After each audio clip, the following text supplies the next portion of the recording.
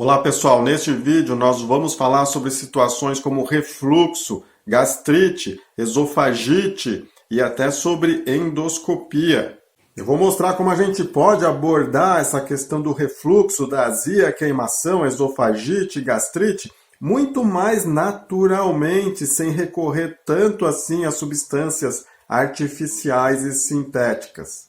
Existe muita gente que sofre de maneira crônica há meses, há anos, de sintomas como azia, queimação, aquela ardência que sobe até aqui o pescoço, ou então dores no estômago, aqui na parte de cima do abdômen, quando comem ou depois que comem. E pessoas essas que não resolveram seus problemas apenas tomando remédios como por exemplo omeprazol, pantoprazol, esse tipo de remédio, ranitidina, que às vezes são prescritos para esse problema. Não basta apenas a gente saber qual que é o nome da doença, se é esofagite, se é gastrite, se é refluxo, e apenas tomar um remédio específico para isso. É importante a gente fazer a pergunta-chave, que é a pergunta: por que isso apareceu no meu corpo? Por que isso foi criado no meu corpo? E quando a gente responde essa pergunta, geralmente a gente encontra um caminho de solução, que é um caminho de reverter esses fatores que causaram o problema. É claro que é super importante a gente procurar o médico e fazer um diagnóstico correto quando a gente está sentindo esses sintomas. É super importante, você deve fazer. Às vezes é até importante fazer exames como, por exemplo, endoscopia digestiva alta.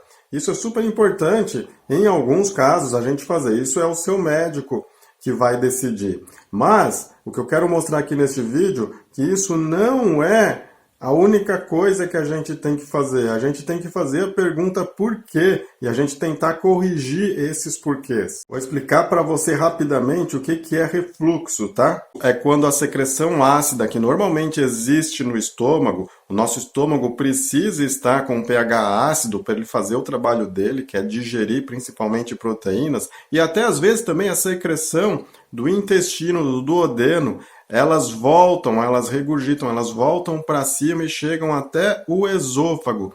Isso é que é refluxo. E é uma condição, sim, de moderada para grave, porque essa secreção ácida pode começar a inflamar tanto, a danificar tanto o esôfago, que até condições mais graves podem surgir, como uma, por exemplo, que se chama esôfago de Barrett, que é uma situação considerada como precursora de câncer de esôfago, que é um dos cânceres mais graves que existem. Os sintomas de azia e queimação também, pessoal, podem estar relacionados simplesmente não a refluxo, mas a outras situações como simples inflamação do esôfago, inflamação do estômago, aquilo que a gente chama de gastrite e esofagite. Em medicina, em geral, tudo que termina com it é inflamação. Gastrite, esofagite, duodenite, é tudo inflamação. Colite, é tudo inflamação.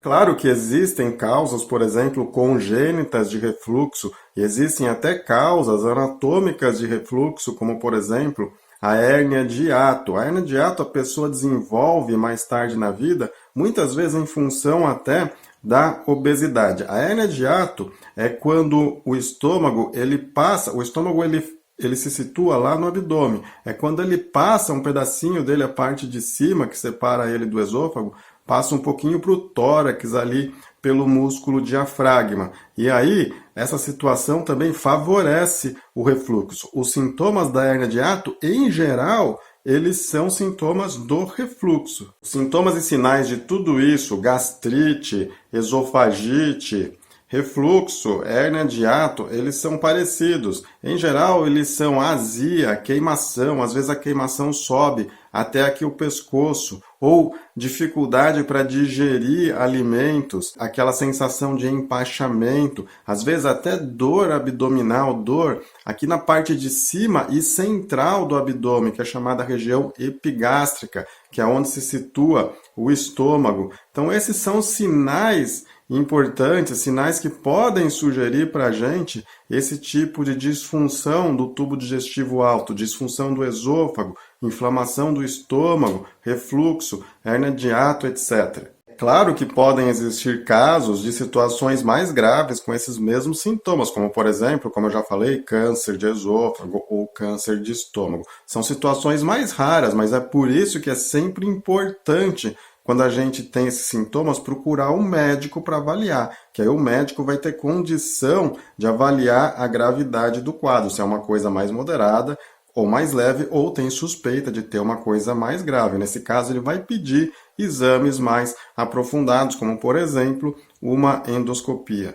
E o próprio quadro mais leve ou moderado, como, por exemplo, somente a inflamação, pode levar no futuro a outras alterações, como, por exemplo, criação de pólipos no estômago, no esôfago, no duodeno, e até úlceras que são tão comuns, por exemplo, nas pessoas que fumam, são mais comuns nas pessoas que fumam, úlceras de estômago, de duodeno, mas também acontecem em pessoas que não são tabagistas. Então a própria inflamação abre caminho para surgirem essas alterações, como pólipos e úlceras, que acabam sendo até também alterações pré-cancerosas, que têm potencial de se desenvolver em câncer depois. Existem outros exames que o seu médico pode pedir, como por exemplo, pH-metria do esôfago, manometria do esôfago, são exames mais específicos, mas a critério do seu médico eles podem ser pedidos sim. Mas ainda até aqui a gente não respondeu a pergunta-chave: por que apareceram esses problemas no seu corpo? Por que esses problemas aparecem no corpo de uma pessoa?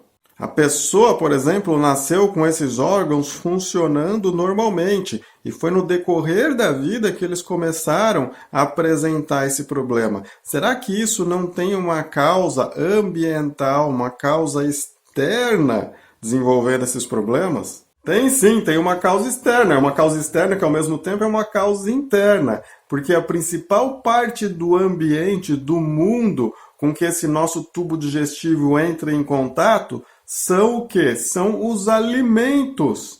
Então, isso tudo tem a ver com a nossa alimentação, tem conexão direta com a nossa alimentação.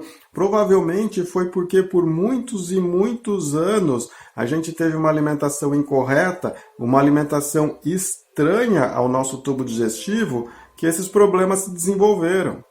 Então, pessoal, a resposta do porquê esses problemas se desenvolveram se relaciona principalmente com a alimentação. A resposta é principalmente a alimentação. Como eu já falei, existem outros fatores ambientais, por exemplo, como o tabagismo, que é um fator ambiental que também prejudica essa situação. Pode até levar a criar úlcera de estômago ou úlcera de duodeno. Mas sem a ajuda da alimentação, dificilmente isso acontece.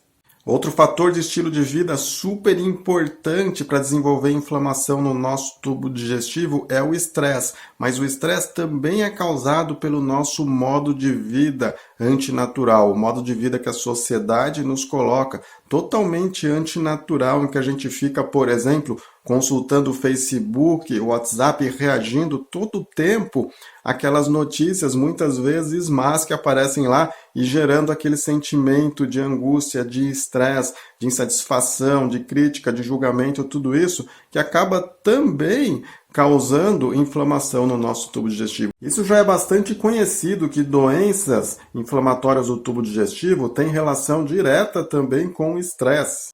A resposta, então, a essa pergunta por quê, pessoal? Por que eu desenvolvi esse tipo de problema? Por que esse tipo de problema está acontecendo no meu corpo? Ela passa necessariamente por fatores de estilo de vida, como, por exemplo, estresse, tabagismo, ou principalmente, na verdade eu quero ter o foco aqui para você entender que é principalmente a alimentação, porque são os alimentos que entram em contato com a mucosa do nosso tubo digestivo várias vezes durante o dia. Então a principal exposição dele é a exposição aos alimentos. Então são os alimentos os principais causadores desses problemas inflamatórios do tubo digestivo, que podem no futuro se desenvolver em outras doenças, até em doenças mais graves.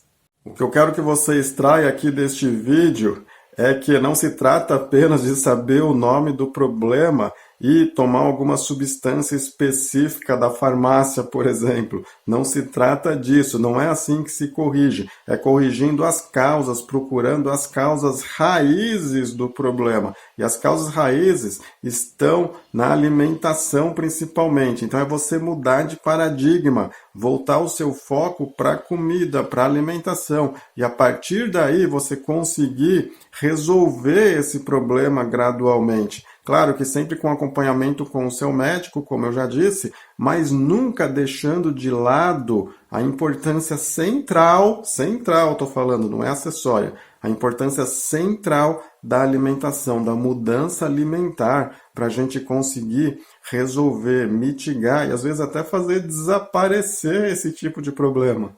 Hoje eu estou convencido de que vários grupos de alimentos acabam sendo inflamatórios para o tubo digestivo, principalmente na nossa visão antropológica e funcional, que é a visão de que a gente tem que comer os alimentos que a natureza programou para a gente nesses milhares e milhões de anos em que ela construiu o nosso corpo. Eu sou religioso, vocês sabem, eu acho que a natureza construiu o nosso corpo por meio de Deus, mas se você não é, você pode pensar em só a natureza também. Então, os alimentos que estão implicados na produção de problemas como gastrite, esofagite, pólipo de estômago, úlcera, até doenças mais graves, doenças que causam sintomas, por exemplo, como queimação, azia, tudo isso, são os alimentos antinaturais, os alimentos que a natureza não programou para a gente. E são principalmente os alimentos que a gente encontra na padaria e no supermercado, em oposição aos alimentos naturais que a gente encontra na feira,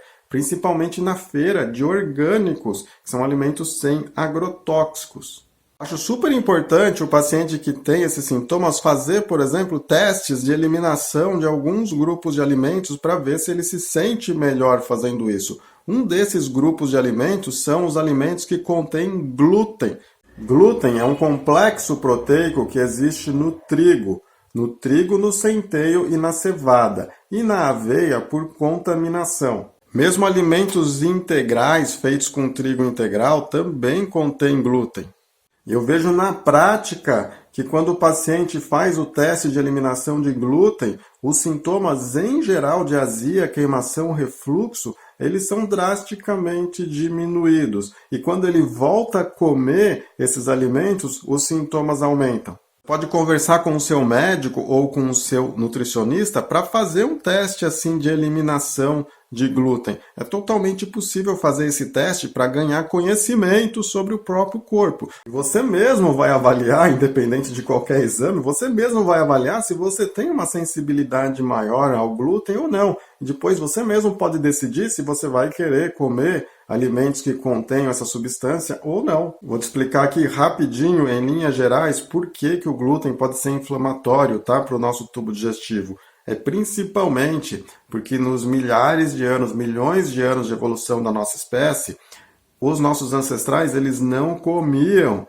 esse tipo de substância. Então o nosso tubo digestivo reconhece essa substância como estranha a ele e reage produzindo inflamação. E outro grupo de alimentos que também não faz parte da alimentação normal do adulto da nossa espécie, e é um grupo de alimentos que eu gosto muito de fazer teste de eliminação, no caso de azia, queimação, dispepsia, dor no estômago, é o grupo do leite e dos seus derivados, dos laticínios. Normalmente, fazendo o teste de eliminação apenas com esses dois grupos, o glúten e os laticínios, já se obtém um resultado de alívio desses sintomas de azia e queimação. E quando o paciente volta a ingerir esse tipo de alimento, ele mesmo sente que os sintomas pioram. Isso acontece, é muito comum isso acontecer em grande parte dos casos. Outro grupo de alimentos que podem estar implicados na produção da inflamação do tubo digestivo, esofagite, gastrite, esse tipo de coisa, são os alimentos industrializados, alimentos com aditivos como corantes, espessantes,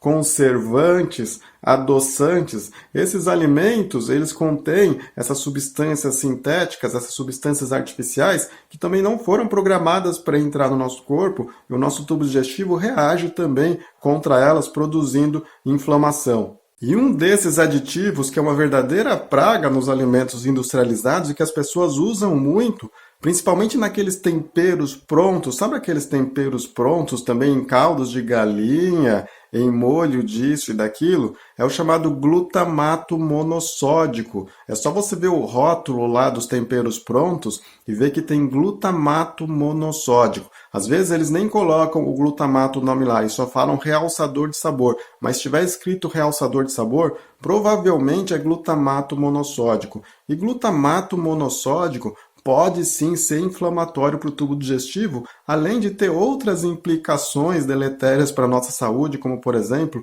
neurotoxicidade, toxicidade para o nosso sistema nervoso central. Percebendo como tudo isso são substâncias que os outros animais, por exemplo, lá na floresta, eles não consomem, eles não comem. E raramente eles têm esses problemas, né, de queimação, azia, esofagite, gastrite. E outro grupo de alimentos super interessante de a gente fazer teste de eliminação para ver se eliminando esses sintomas se reduzem são os óleos vegetais refinados, os óleos comuns de cozinha. Você já teve experiência de comer fora de casa em lugar que você suspeitou que o óleo que usaram ali nos alimentos ou para fritar alguma coisa já estava velho, que significa já está muito oxidado, e aí depois você passar o dia inteiro com azia e queimação devido àquele óleo? Isso acontece porque esses óleos vegetais refinados, eles se oxidam muito fácil com a temperatura. Na verdade, eles não são ideais para cozinhar. Então, fazer um teste de eliminação desses óleos também pode ser uma estratégia interessante no combate à dispepsia, à azia e à queimação de modo nutricional. Então você pode dialogar com os seus médicos, com os seus nutricionistas sobre essa estratégia de fazer testes amplos de eliminação por 2, 3 semanas e verificar como o seu corpo se comporta, como que os sintomas se comportam. Na maioria dos casos, que são casos mais leves e mais moderados, a primeira estratégia deveria ser essa, fazer o teste alimentar, o teste de eliminação para ver se os sintomas melhoram e depois partir para tratamentos, por exemplo, mais específicos com substâncias artificiais, com substâncias até que podem ter efeitos colaterais, ou até mesmo fazer exames mais aprofundados. É claro que exames mais aprofundados, muitas vezes eles são necessários já num primeiro momento, mas isso é o médico que tem que avaliar. E muitas vezes o médico pode optar por fazer primeiramente um teste de eliminação de certos alimentos, de mudar a alimentação e de orientar também o que comer, né? Porque não é só eliminar coisas, mas também orientar o que comer, porque o nosso tubo digestivo, ele espera que a gente ingira certos alimentos, assim como ele não espera que a gente ingira aqueles, ele espera que a gente ingira, sim, certos alimentos.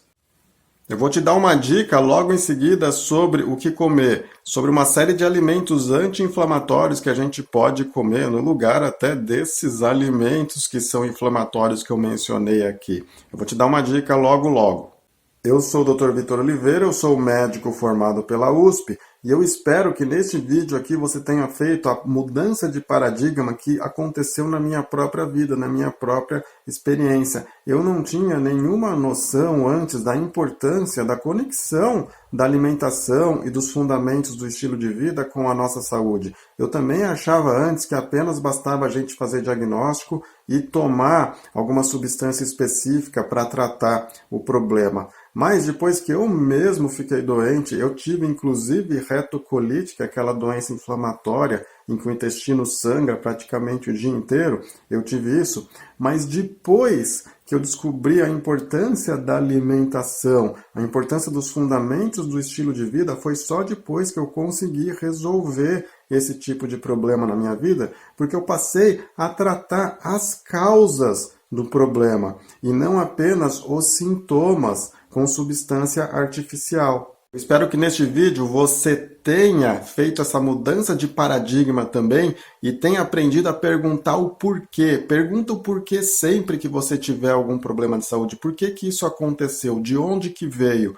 E aí também ajude a corrigir essas causas, que em geral passam pelos fundamentos do estilo de vida. Este aqui é o canal drvitor.tv. Existem vários outros vídeos interessantes aqui no canal. Inscreva-se no canal e clique no sininho para receber as notificações de novos vídeos. Então agora eu vou te dar uma dica para você entender quais alimentos são anti-inflamatórios. A dica é esta aqui, ó. Assista este vídeo aqui com alguns desses alimentos, 13 alimentos anti-inflamatórios. E você vai entender até o princípio porque eles são anti-inflamatórios. Tenho certeza de que neste vídeo você aprendeu muito mais sobre azia, queimação e refluxo. E obrigado por ter assistido até aqui. Grande abraço!